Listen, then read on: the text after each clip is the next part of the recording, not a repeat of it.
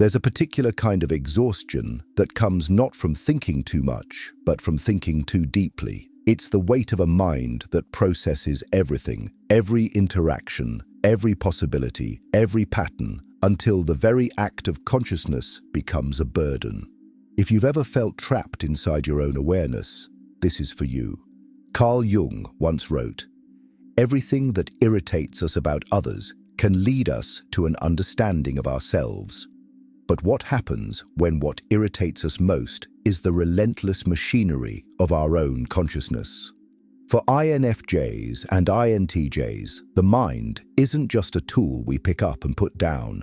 It's an always-on processing system that treats every moment as raw data requiring immediate analysis, synthesis, and integration into an ever-evolving understanding of reality. Consider the INFJ's dominant function, introverted intuition. This isn't simply pattern recognition, it's pattern obsession. Your NI doesn't just notice that your coworker seems off today. It immediately begins constructing elaborate frameworks about what this means, how it connects to previous observations, what it suggests about underlying dynamics you haven't even consciously noticed yet. It's as if your mind is running complex algorithms in the background, constantly cross-referencing new data with historical patterns, future possibilities, and deeper symbolic meanings.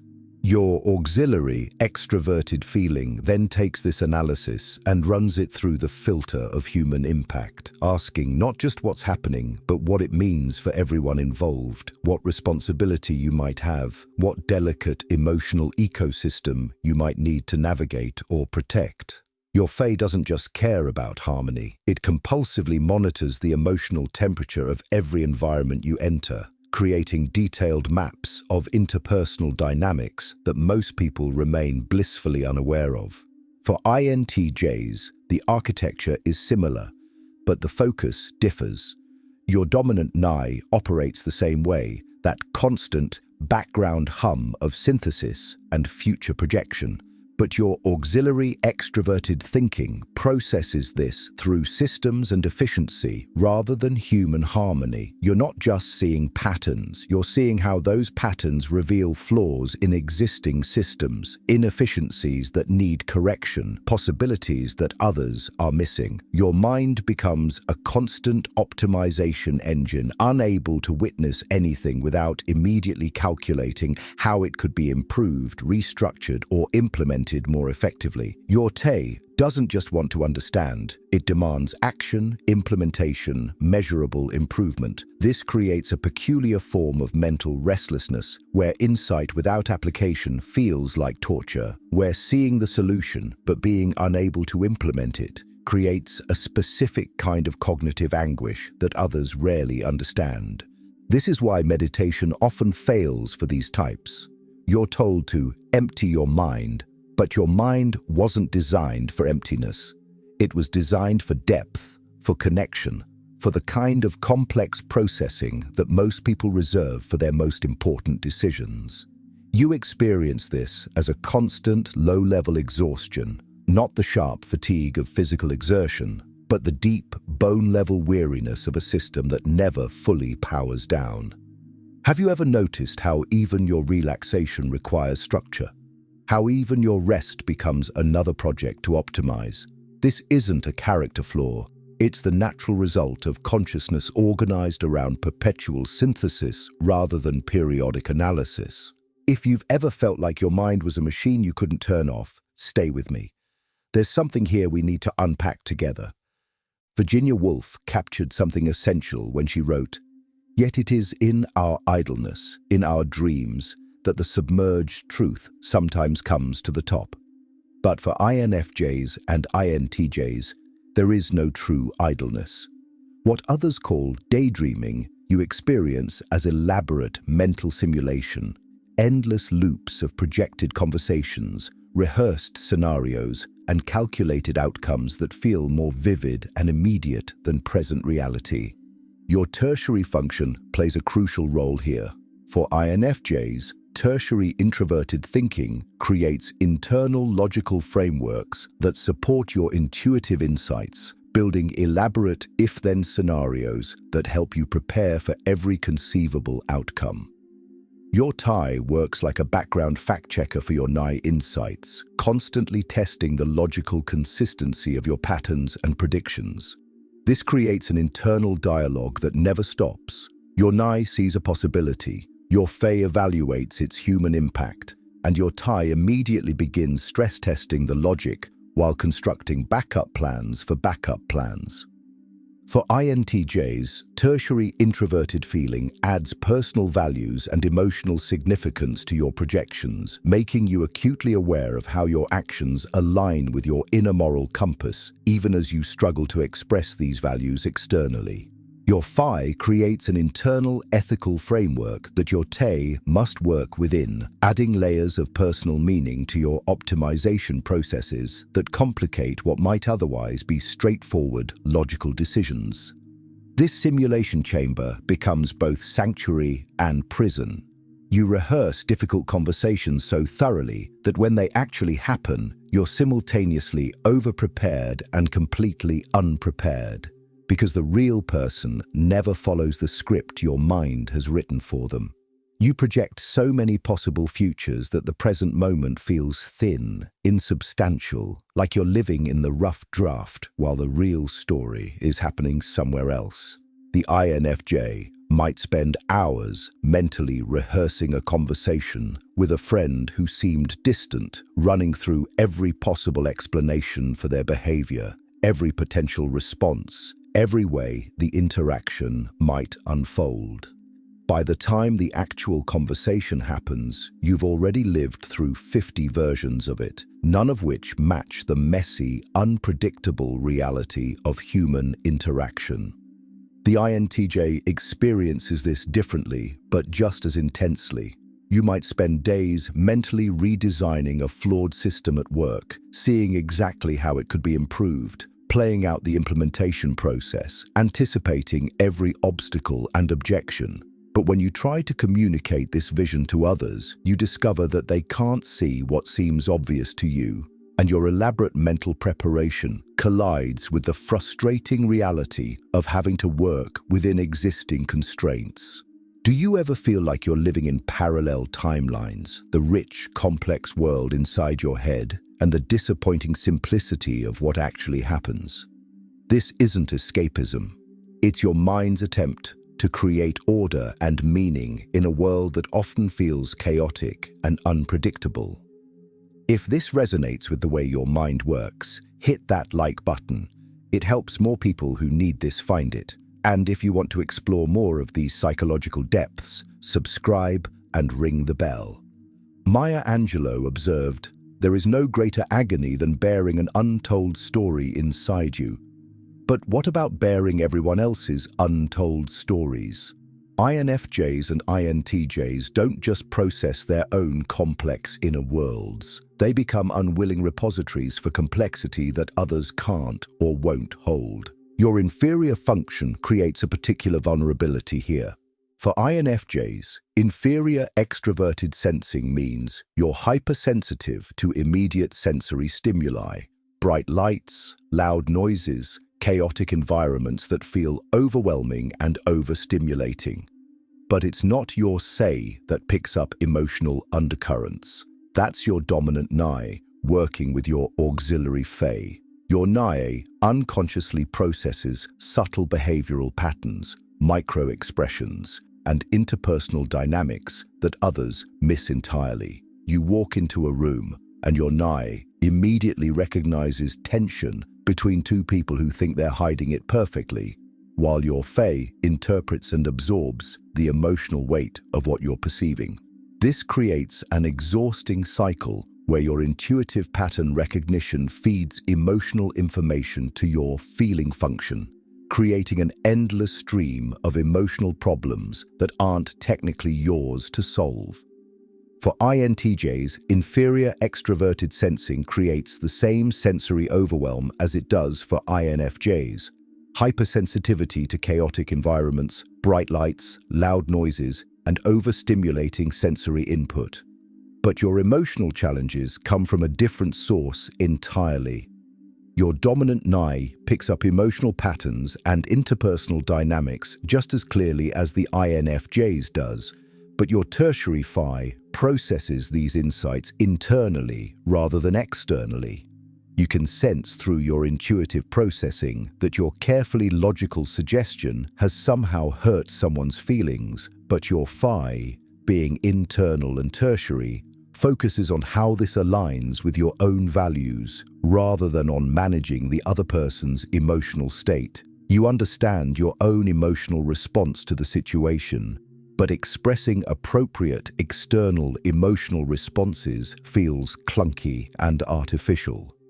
This creates a particular kind of social exhaustion where you're constantly aware of emotional patterns through your dominant function, but feel inadequately equipped to navigate them externally. Like having high-definition emotional awareness, but limited interpersonal emotional fluency. This creates a strange form of invisible labor that manifests differently for each type. INFJs find themselves managing group dynamics they're not even officially part of, reading between emotional lines no one asked them to read, anticipating interpersonal problems no one else sees coming.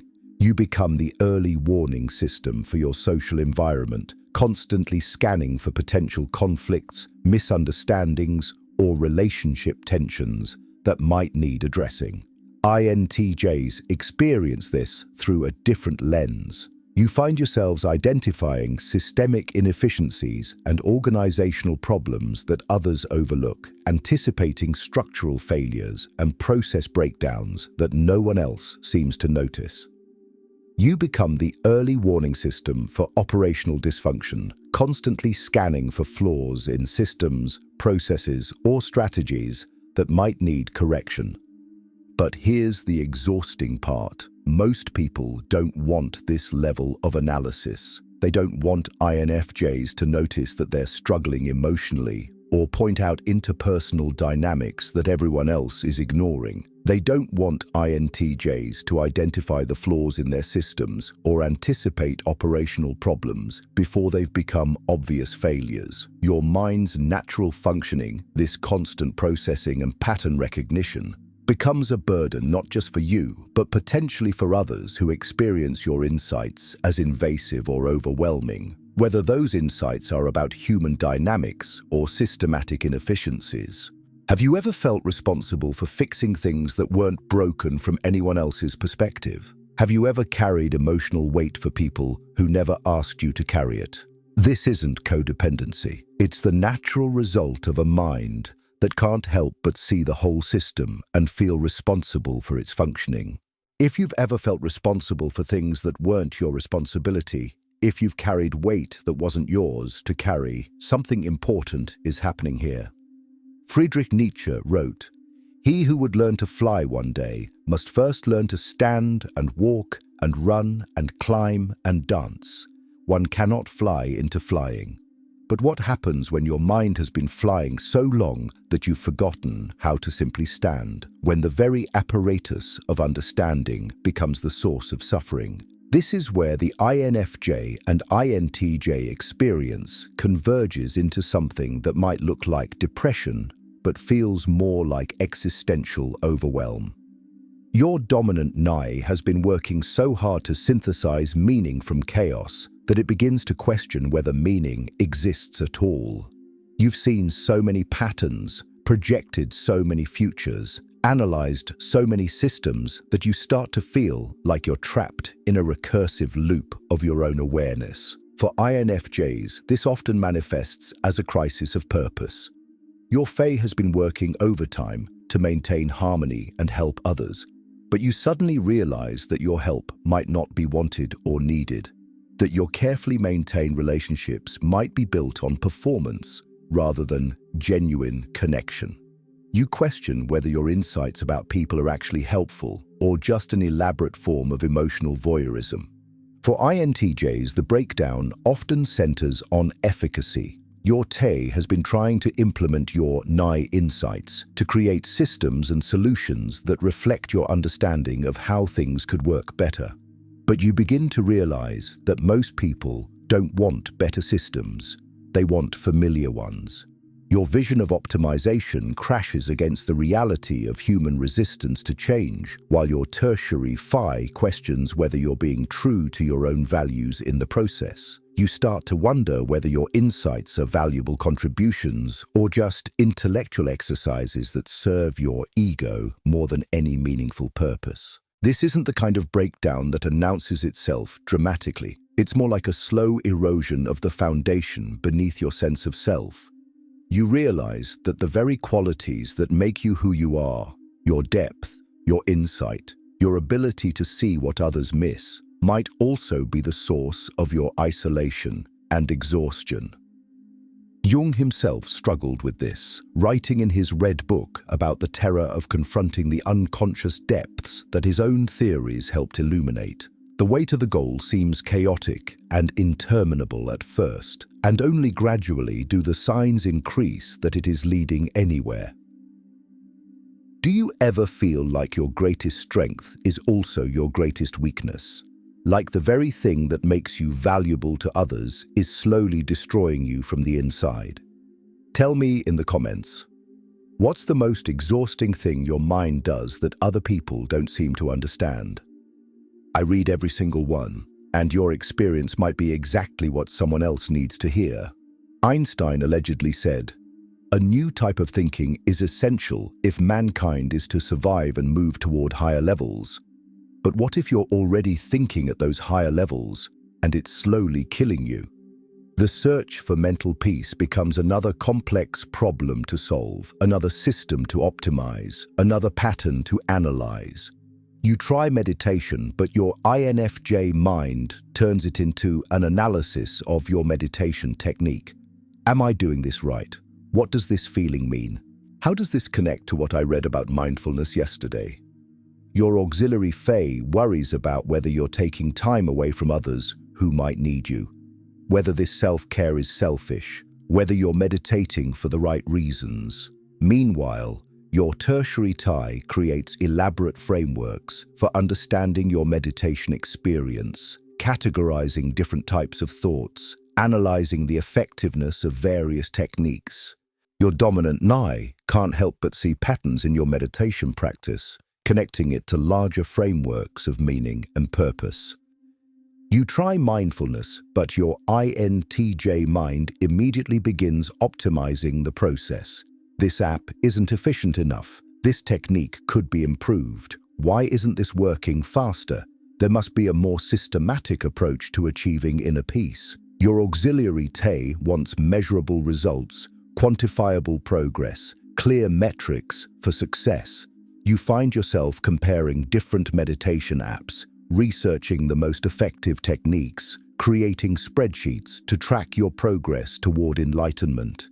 Meanwhile, your tertiary Phi adds internal pressure about whether you deserve to feel peaceful when there's so much work to be done, whether this aligns with your values and authentic self. Your dominant Ni can't help but see the bigger picture of how mindfulness fits into your overall life optimization strategy.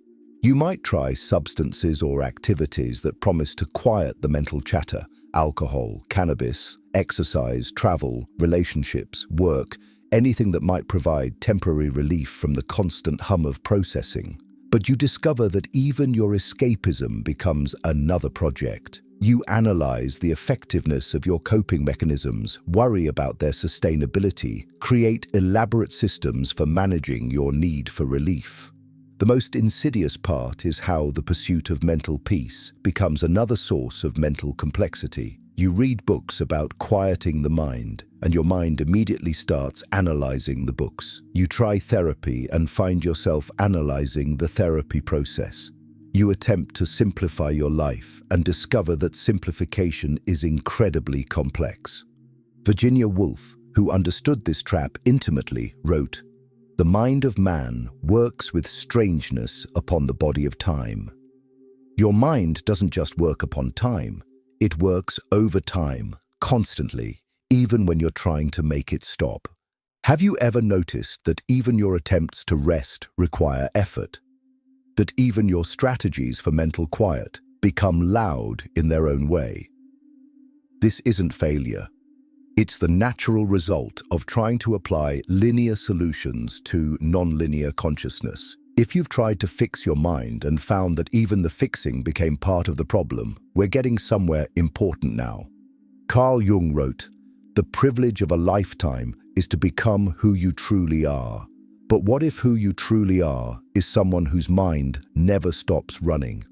What if integration doesn't mean finding an off switch, but learning to work with the always-on nature of your consciousness? The shift begins with understanding that your mind isn't broken. It's just operating by different rules. Your INFJ function stack isn't designed for intermittent use. It's designed for continuous synthesis of meaning from complexity. Your INFJ works as an integrated system that processes reality through layers of intuitive understanding, emotional consideration, logical analysis, and sensory grounding. Trying to shut down one part of this system is like trying to run a computer with only half its operating system. For INTJs, the realization is similar but focused differently. Your INFJ stack is designed for continuous optimization and implementation. Your mind sees possibilities and immediately begins calculating how to actualize them, considering both logical efficiency and personal values, then grounding these visions in practical reality. This isn't overthinking, it's your natural mode of engagement with existence. Integration means learning to distinguish between useful processing and recursive loops. When your INFJ mind is analyzing someone's behavior to understand how you can better support them, that's functional INFJ. When you're analyzing your analysis of their behavior to figure out whether your analysis is manipulative, that's a recursive loop that serves no one. When your INTJ mind is designing better systems based on observed inefficiencies, that's functional INTJ. When you're obsessing over why others can't see the obvious improvements you've identified, that's a recursive loop that generates frustration without progress. The goal isn't to stop seeing patterns or caring about optimization. It's to direct these capacities toward purposes that energize rather than drain you. Your deep processing abilities are gifts, not curses. But like any powerful tool, they need intentional direction rather than random activation. This means accepting that your version of mental peace will never look like emptiness. It will look like engagement with complexity that matters to you, processing that serves your values and vision rather than every random input that crosses your awareness. Marcus Aurelius, whose meditations reveal a mind very much like yours, wrote, "Confine yourself to the present." But for your type, the present includes past patterns and future implications. Your version of presence means being fully engaged with the complexity you're designed to hold, not fighting against your natural way of processing reality. If this helped you understand something about yourself or someone you care about, share it with them. And if you want to keep exploring these depths together, subscribe. This is just the beginning of what we can uncover. The mind that won't shut off isn't broken. It's just operating by different rules. The exhaustion you feel isn't weakness. It's the natural result of running complex software on human hardware. You don't need to fix yourself or find an off switch. You need to understand what you're working with and learn to operate it with intention rather than being operated by it.